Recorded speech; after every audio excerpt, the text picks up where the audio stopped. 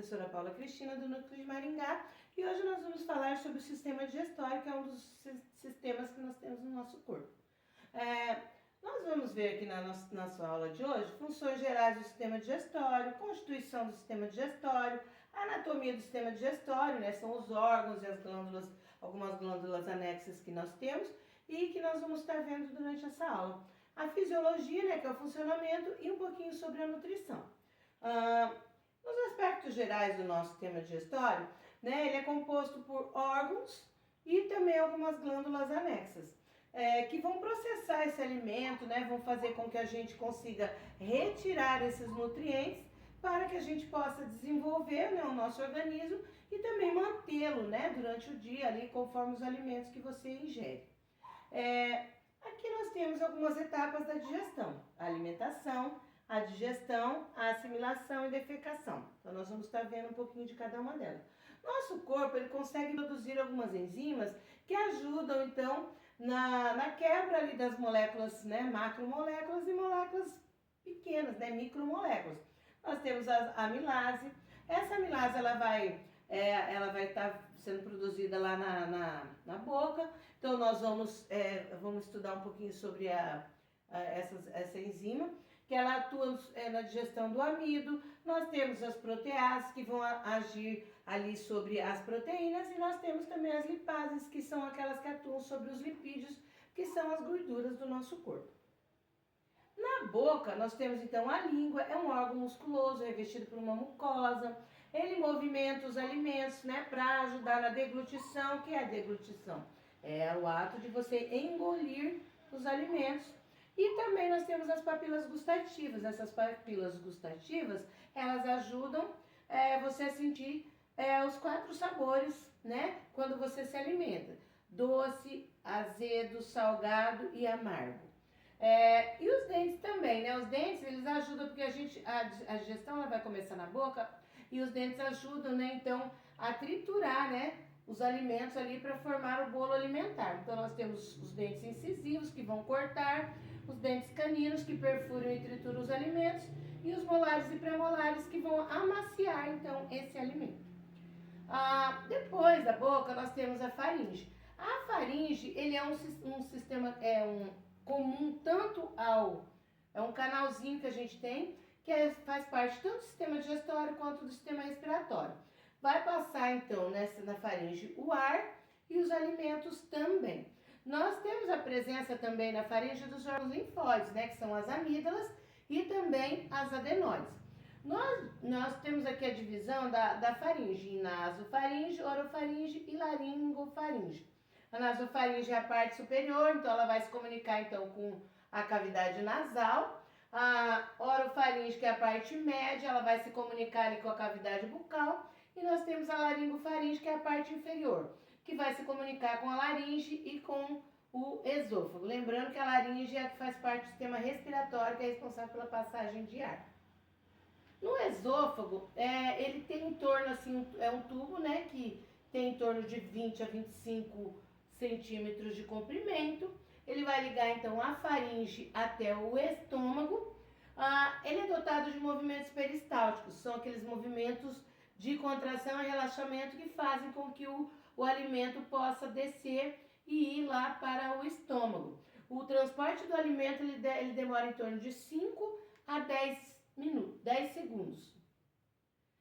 Aqui nós temos a imagem, né, da contração aqui dos músculos e do relaxamento, fazendo com que esse bolo alimentar, né, que foi semi-digerido, ele consiga ser levado aqui então para, o alimento vai descer e vai vir aqui para o estômago. No estômago, né, depois que passa ali o alimento do esôfago, nós vamos para o estômago. É uma bolsa de parede musculosa, ela fica localizada do lado esquerdo, né, do abdômen, liga então o esôfago ao intestino delgado, comunica-se, né, com o esôfago através da cárdia, que fica próxima ali ao coração. A parte que inicia ali a parte do estômago. Ele comunica-se com o intestino delgado através do piloro. Esse piloro é um esfíncter que ele fica contraído para manter o alimento dentro do estômago até passar de 2 a 3 horas, que ele vai ficar dentro do estômago, e depois ele relaxa para que o alimento, né, possa passar para o intestino delgado.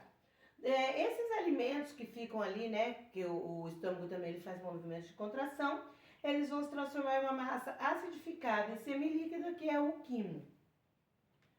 O estômago, né, a principal função dele é a digestão de alimentos proteicos, né, aqueles que são as proteínas. Ele pode guardar em torno de 1,5 litro de alimento, né, dentro do estômago.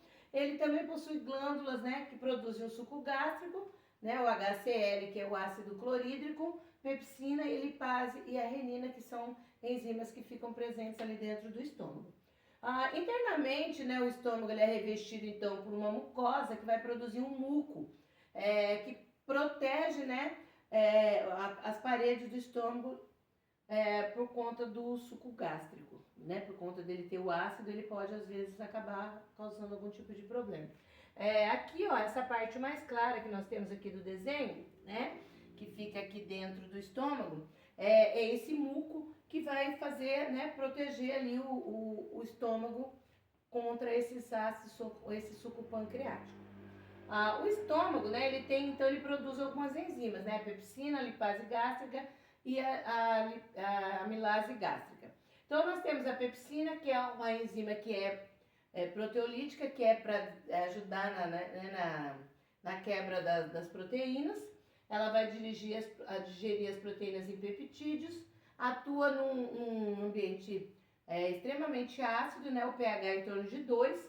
A lipase gástrica tem uma atividade lipolítica, ou seja, ela vai agir sobre as gorduras, e a amilase gástrica ela não vai desempenhar nenhum papel importante na digestão do amido, porque a gente já falou que é a amilase salivar, que é lá na boca que vai começar a ocorrer a digestão lá do amido. No intestino delgado, então, ele é dividido em 3 partes: duodeno, jejum e ilho. O duodeno ela é a primeira porção ali do intestino, tem em torno de 30 centímetros, né? É onde se tem a maior parte de absorção, então, desses nutrientes. O jejum é a parte média, né, do intestino, e o ilho é a parte final, que se conecta, então, ao intestino grosso. No intestino delgado, ocorre, então, a maior absorção, né, de nutrientes e ocorre a maior parte da digestão. Esse processo vai iniciar ali no duodeno. Lá no duodeno vai ser lançado algumas secreções do fígado e do pâncreas, que são células, glândulas anexas, né? Então a bile, ela vai separar as gorduras ali, né, em partículas microscópicas e ela age como se fosse um detergente partindo essas partículas de gordura. O suco pancreático atua na digestão das proteínas, carboidratos e lipídios, e o suco entérico é produzido, né, então, pela mucosa intestinal, possui enzimas que atuam na transformação das proteínas e carboidratos. Aqui nós temos então o intestino delgado, né, quando ele termina esse processo aí, ele vai se transformar aqui num líquido viscoso de cor branca denominado quilo, e aí a digestão vai continuar então no jejum e no ilho. No intestino delgado, então, a gente tem aqui, ó, as vilosidades, que são aquelas que vão absorver os nutrientes do nosso organismo. Aqui nós temos então o estômago, e daí aqui a parte aqui do intestino delgado, né? E aqui são as vilosidades que vão absorver esses nutrientes. O intestino grosso, né, vem após lá o intestino delgado, então ele é dividido em apêndice, cólon e reto. Ele vai então, né, esse quilo que foi transformado ali no intestino delgado, ele vai se encaminhar ali para o intestino grosso. Esse intestino grosso é dividido em apêndice, cólon e reto. Ele vai absorver água e sais minerais, ele absorve em torno de meio litro de água, né, dentro lá do intestino grosso. E a parte que não foi, né, digerida, ela vai acabar sendo eliminada através das fezes. Dentro da flora intestinal, nós temos bactérias que permitem a produção, então, de algumas vitaminas, como a vitamina K e a vitamina B12. Aqui uma imagem aqui, então, do intestino grosso. Aqui nós temos a glândula parótida acessória, e aqui a glândula sublingual. Que nós vamos falar um pouquinho sobre as glândulas salivares, né? Elas produzem saliva, transformam, então, esse amido em produtos mais simples. A saliva também tem alguns agentes alguns anticorpos que destroem as bactérias que estão presentes na boca e que provocam as cáries. Então aqui a gente tem a glândula parótida e a glândula mandibular e a glândula sublingual, que foi aquela da imagem que eu mostrei. O pâncreas também é uma glândula endócrina e pode ser exócrina. Quando é a glândula endócrina, ele produz insulina e glucagon, e exócrina suco pancreático. O suco pancreático atua no processo digestivo, sendo responsável então pela hidrólise, que é da maioria das moléculas, carboidratos, proteínas, gorduras, que é quando ela tem contato com a água. Situa-se posteriormente, então, ali no estômago, né, fixando a parede abdominal posterior. O fígado armazena substâncias como glicose, né, convertida em glicogênio, que é o que dá energia, que fornece as moléculas de ATP para dar energia para as nossas células.